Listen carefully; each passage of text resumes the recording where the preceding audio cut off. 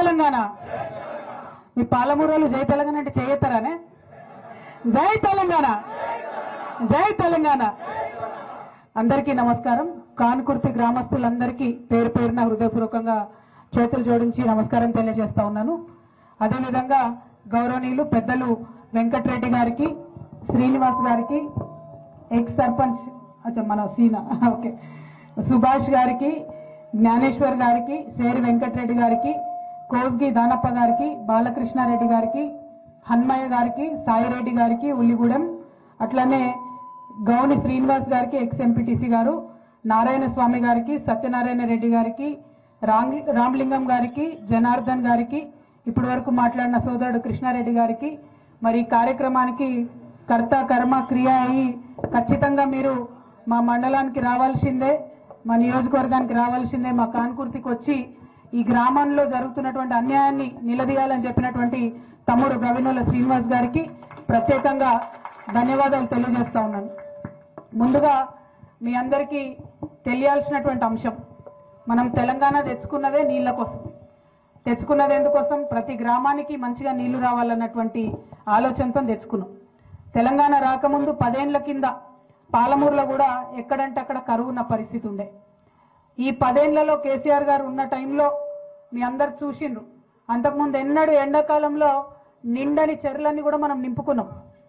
ఆ చెర్లతో వ్యవసాయం బాగానే సాగించుకున్నాం పాలమూరులో. దాంతోపాటు పాలమూరు రంగారెడ్డి అనేటటువంటి పథకాన్ని మనం ప్రవేశపెట్టుకున్నాం. ఆ పాలమూరు రంగారెడ్డి పథకంతో మహబూబ్నగర్ జిల్లాలో దాదాపుగా 9 లక్షల ఎకరాల కోసం, రంగారెడ్డి జిల్లాలో 3.5 లక్షల ఎకరాల కోసం, నల్గొండ జిల్లాలో ఇంకొక 60,000 ఎకరాల కోసం, అంటే మొత్తం కలిపి దాదాపుగా 13 లక్షల ఎకరాల కోసం పాలమూరు రంగారెడ్డి అనే పథకాన్ని మనం పెట్టుకున్నాం. ఎట్లయితే ఉత్తర తెలంగాణలో కాళేశ్వరం ఉన్నదో, దక్షిణ తెలంగాణలో మన పాలమూరుకు రంగారెడ్డికి నీళ్లు రావాలంటే పాలమూరు రంగారెడ్డి పథకం రావాలని ఆలోచనతో మొదలుపెట్టినాం.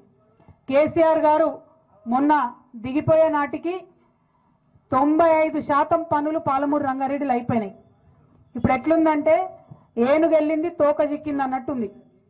మరి కేసీఆర్ గారు దిగంగానే పాలమూరు బిడ్డను నేను, పాలమూరు పులి బిడ్డనని చెప్పుకునేటటువంటి రేవంత్ రెడ్డి గారు పదవి ఎక్కిండ్రు.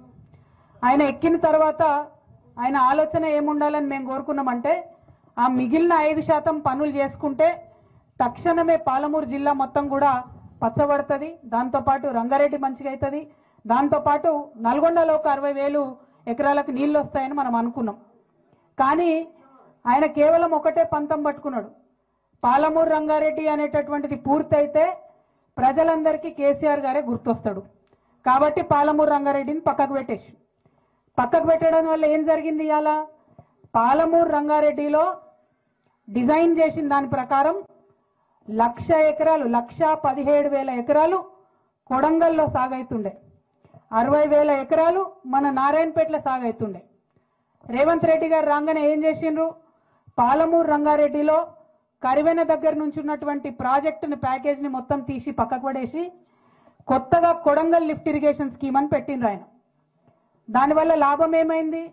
జీవో ఇచ్చినారు ఫిబ్రవరిలో 2024లో, పోయిన సంవత్సరంలో. దాంట్లో ఏం చెప్తారంటే కొడంగల్ నారాయణపేట కలిపి మొత్తం 1,00,000 ఎకరాలకు నీళ్ళు ఇస్తున్నారు. అయ్యా ముఖ్యమంత్రి గారు, మీరు ఒకసారి ఆలోచించాలి. 1,80,000 ఎకరాలకు వచ్చేటటువంటి పథకాన్ని పక్కకు పెట్టి 1,00,000 ఎకరాలు వచ్చేటటువంటి పథకాన్ని ఎందుకు చేపట్టినట్టు? మొదలది. రెండవది, ఈ కొడంగల్ లిఫ్ట్ ఇరిగేషన్ స్కీమ్ ఇప్పుడు ఏదైతే పెట్టినరో, ఎన్లైతే మన కాన్కుర్తి భూములు పోతున్నాయో దానికి స్టార్టింగ్ పాయింట్, ఒకవేళ ఇది కట్టే మాటనే అయితే దానికి స్టార్టింగ్ పాయింట్ నిజానికి జూరాలలో తీసుకోవాలి. జూరాలలో తీసుకుంటే ఏమవుతుందంటే సంవత్సరం పొడవుతా జూరాలలో 30 నుండి 40 రోజులు మంచిగా వరద వారుతుంది. అందులోకెళ్ళి నీళ్లు తీసి చిన్న చిన్న రిజర్వాయర్లు కట్టుకొని వాటిని దాచిపెట్టుకుంటే సంవత్సరం పొడుగుతా మన రైతులకు లాభం అవుతుంది. కానీ ముఖ్యమంత్రి గారు మేమందరం నెత్తి నోరు కొట్టుకొని మొత్తుకున్నా కూడా కరివెన ప్రాజెక్టు తీసి పక్కకు పెట్టి జూరాల నుండి కాకుండా ఈ భీమాలో బూత్పూర్ కాడికెళ్ళి దీనికి లింక్ పెట్టింది.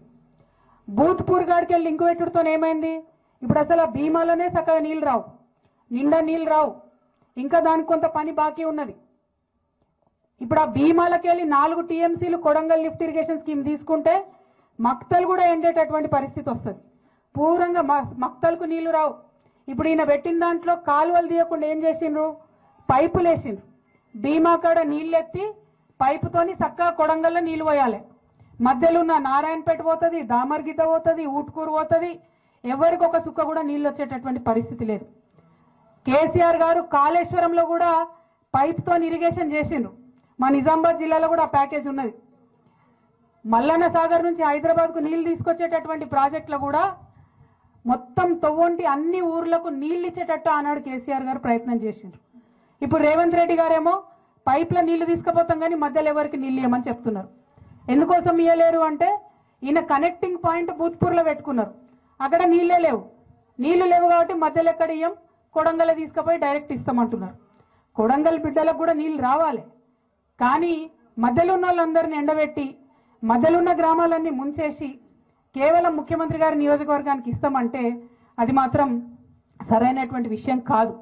రెండవది, ఏదైనా పరిష్కారం ముఖ్యమంత్రి స్థాయిలో ఉన్న వ్యక్తి చూపిస్తే అది శాశ్వతంగా ఉండాలి. మళ్ళీ ఊకూకే రిపేర్ చేసేటట్టు ఉండదు. ఇవాళ ఒకవేళ ఈ ప్రాజెక్టు మొత్తం కంప్లీట్ అయితే కూడా మళ్ళా నీటి లభ్యత ఉండదు.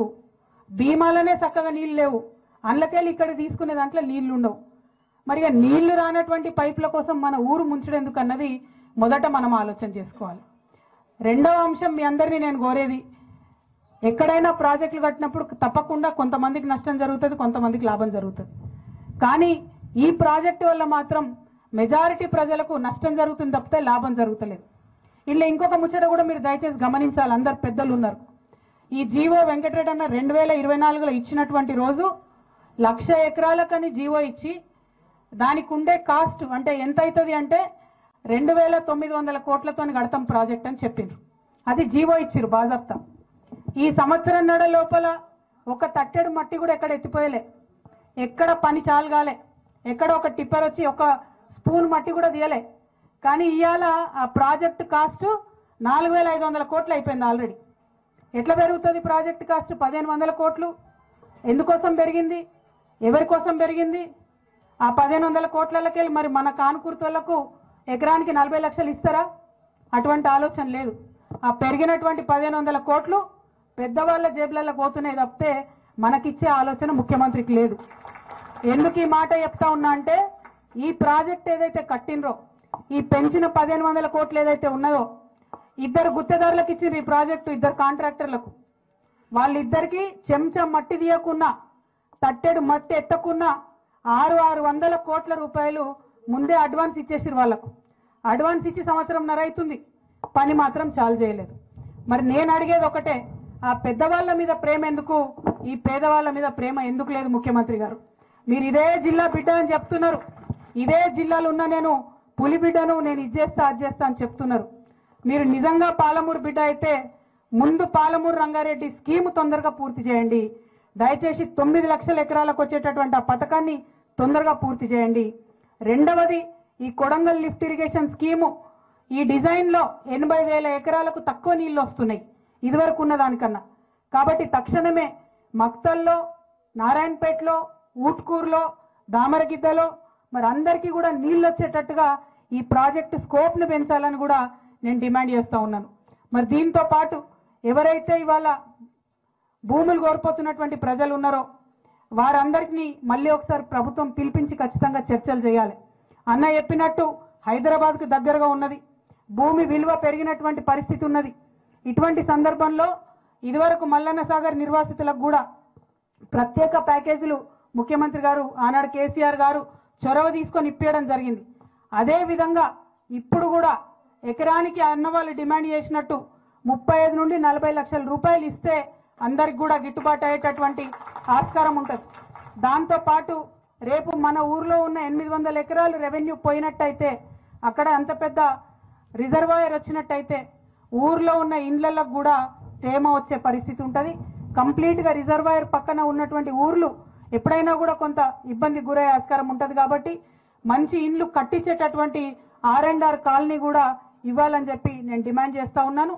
దాంతో పాటు ఇదివరకు పెద్ద ప్రాజెక్టులలో భూములు పోయినప్పుడు ఉద్యోగాలు కూడా ఇవ్వడం జరిగింది. ఈ పిల్లలకు ఇక్కడ ఉండేటటువంటి ఇంటికి ఒక ఉద్యోగం, ఏ రైతు అయితే భూమి కోల్పోతాడో మరి భూమి లేనటువంటి రైతులు ఎవరైతే వాళ్ళ ఇండ్లు కోల్పోతున్నారో వాళ్ళకు కూడా ఖచ్చితంగా ఉద్యోగం ఇవ్వాలని చెప్పి, ఇంటికి ఒక ఉద్యోగం ఇవ్వాలని చెప్పి నేను డిమాండ్ చేస్తా ఉన్నాను. ఇక్కడ ఉన్నటువంటిది ముఖ్యమంత్రి గారు మీ జిల్లా నుంచి, ఇందాక అన్నవాళ్ళు చెప్పినట్టు ముఖ్యమంత్రి అంటే ఆయన మాటనే శాసనం ఉంటుంది, ఆయన మాట్లాడిందంటే అదే గవర్నమెంట్ ఆర్డర్ అవుతుంది. కానీ దారుణం ఏంటంటే ఈ ముఖ్యమంత్రి గారు ఇప్పుడు ఒక మాట చెప్తాడు, గంటకు ఒక మాట చెప్తాడు. మనం చూసినాం ప్రతి ఒక్క విషయంలో. ఏమని చెప్పిండ్రు? బోనస్ ఇస్తా అని చెప్పిండ్రు. 3 నెలలు అయిపోయినాయి కొనుగోలు కేంద్రాలు తీసేసి, ఇంతవరకు ఎవరికి కూడా బోనస్ రాలే. సన్నవడ్ల విషయం 2500 ఆడపిల్లలకి ఇస్తామని చెప్పిండ్రు, ఒక్క ఇంట్లో ఒక్క ఆడబిడ్డ కూడా 2500 రాలే. ఒట్లేసిండ్రు ఉన్న అన్ని దేవుళ్ళ మీద రుణమాఫీ చేస్తామని, 60% దాకా రుణమాఫీ అయిన తప్పితే ఎక్కువ ఎక్కడ రుణమాఫీ కాలే. అన్ని అంశాలు ఎందుకు చెప్తా ఉన్నా అంటే ఇది కేవలం బీఆర్ఎస్ సభ కాదు, నాకు తెలుసు అన్ని పార్టీల వాళ్ళం ఇక్కడ ఉన్నాం. కానీ ఒక వ్యక్తి ఆయన వ్యక్తిత్వం దాని మీద కూడా చర్చ జరగాలి. నారాయణపేటకు వచ్చి ఇక్కడ 20 లక్షలు ఇస్తా అని చెప్పిపోతే ముఖ్యమంత్రి గారు ఆఫీసర్కి ఎంత దమ్ము ఉండాలి 14 లక్షలకు ఇచ్చేది? నిన్న మొన్న నోటీసులు వచ్చినాయి కదా మనందరికీ 14 లక్షలు తీసుకుంటామని. మరి ముఖ్యమంత్రి ఒక మాట, ఆఫీసర్ ఒక మాట చెప్తాడా?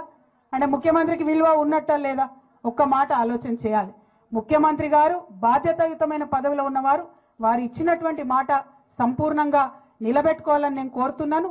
20 లక్షలు కూడా హైదరాబాద్కి దగ్గర ఉన్నది కాబట్టి, ఇక్కడ విలువ తక్కువ కాబట్టి అందరినీ కూర్చోబెట్టుకొని మళ్ళొకసారి మీటింగ్ పెట్టి 35 నుండి 40 లక్షల లోపల ధర వచ్చేటట్టుగా భూములకు ఇవ్వాలని చెప్పి నేను గౌరవ ముఖ్యమంత్రి గారిని డిమాండ్ చేస్తున్నా. మరి మా తమ్ముడు శ్రీను చెప్పినట్టు, అన్న వెంకటరెడ్డి అన్న చెప్పినట్టు, అదేవిధంగా మన గ్రామంలో ఉన్న అన్ని పార్టీల నాయకులు ఇక్కడ చెప్పినట్టు, మన కానుకుర్తి గ్రామంలో మనకు న్యాయం జరిగేంత వరకు మీ పక్షాన, మీ చెల్లెగా, మీ అక్కగా, మీ తోడుగా నేను నిలబడతానని ఈ సందర్భంగా తెలియజేస్తూ, మరి జనరల్గా ఏదన్నా విషయం పట్టుకుంటే నేను అది పూర్తయ్యే వరకు వదిలిపెట్టను.